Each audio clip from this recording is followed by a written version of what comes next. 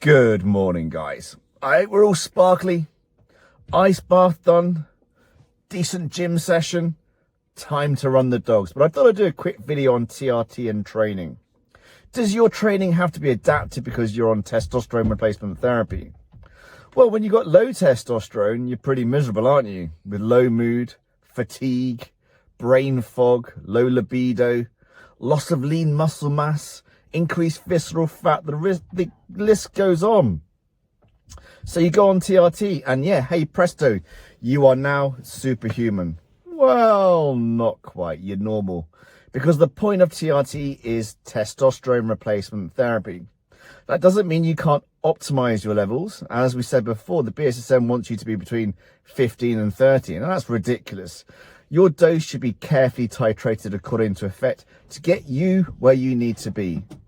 Not too high, not too low, nice and what? Balance, baby, because that's what it's all about. Yin and yang. Too much of anything, well, perhaps not sex. Too much of anything apart from sex is a bad thing. So, TRT and training.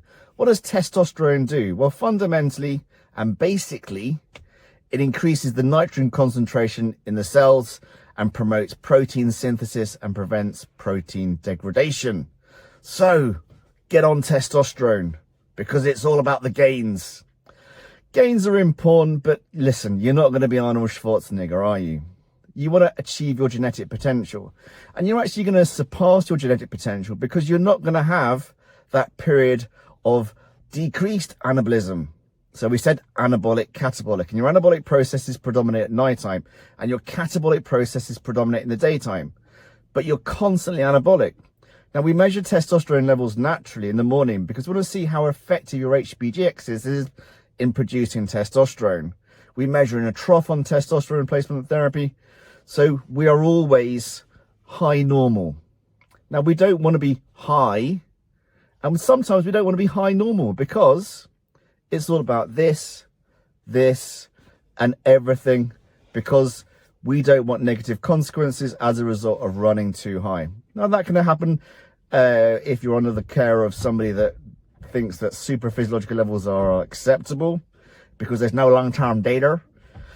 But if you have a brain, you'll understand that the concept of balance applies to everything in life. Yin, yang, baby.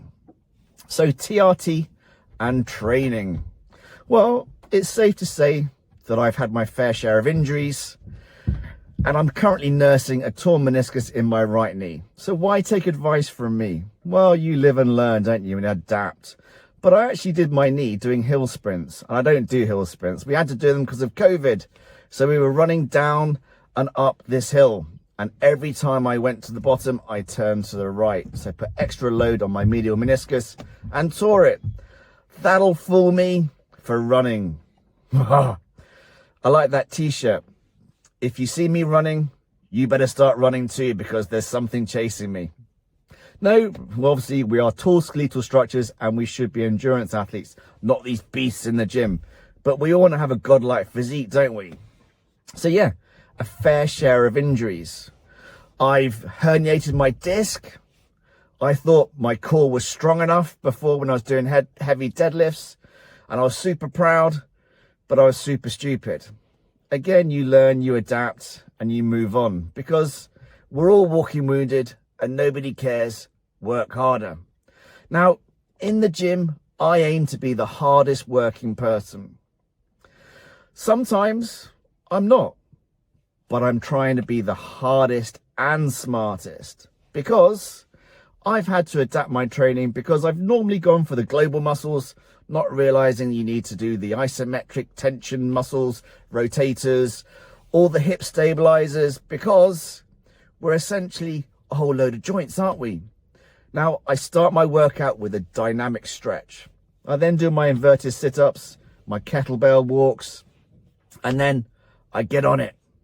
So should you be doing free weights or machines? Now, the obvious answer is free weights. Why? Because I can go heavier with machines. Because there's no stabilization with a machine. It is stable, it's fixed. So the plane of movement is fixed.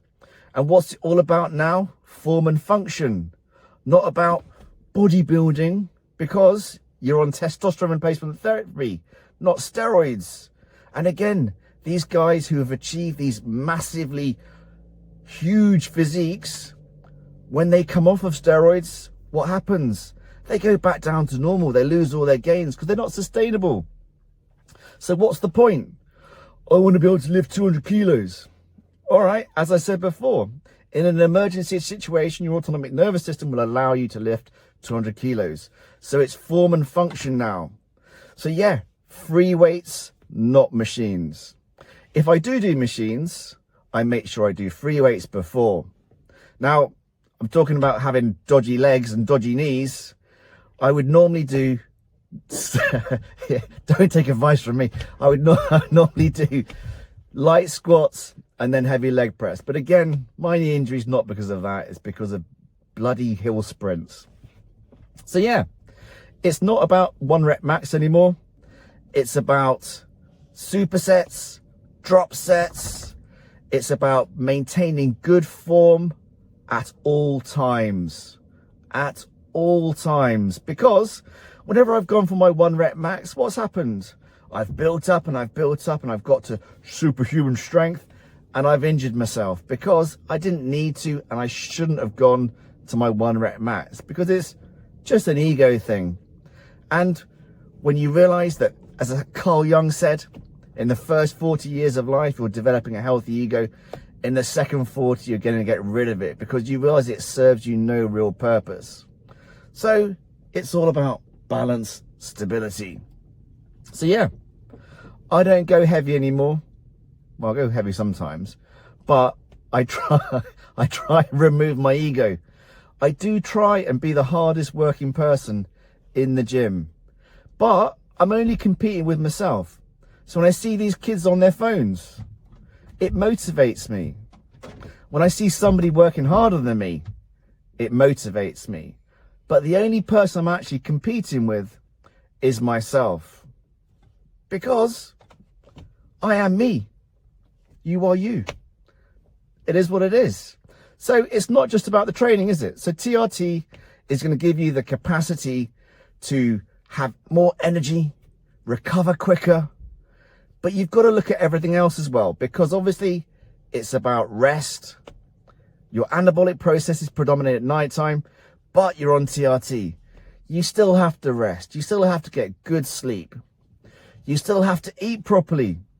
Low carb, high fat, but your muscles have glycogen in them. So, what sort of training are you doing? Why are you training? You need to have carbohydrates around training. You need to have protein. So, it's about learning, isn't it? I quite like that story about the 2 bulls. Father and son bull, top of a hill, looking down at a herd of cows. The son bull says to the dad, let's go down and have sex with one of those cows. The dad bull says, no son, let's walk down and have sex with all of them. Such a great story. So you have to learn, you have to adapt, you have to overcome. And that's the key to life, isn't it? Again, I like that poem by Roger Kipling, If you can treat triumph and disaster and treat those 2 imposters just the same. So I'm injured, but I'm adapting, I'm overcoming. I had to use a step to get onto the inverted sit-up machine. It is what it is. Nobody cares. Work harder. We're all walking wounded. It's your journey. Take that necessary step forwards, because as I said in the video, the journey of 1,000 miles starts with a single step. To do what? Go earn your reward.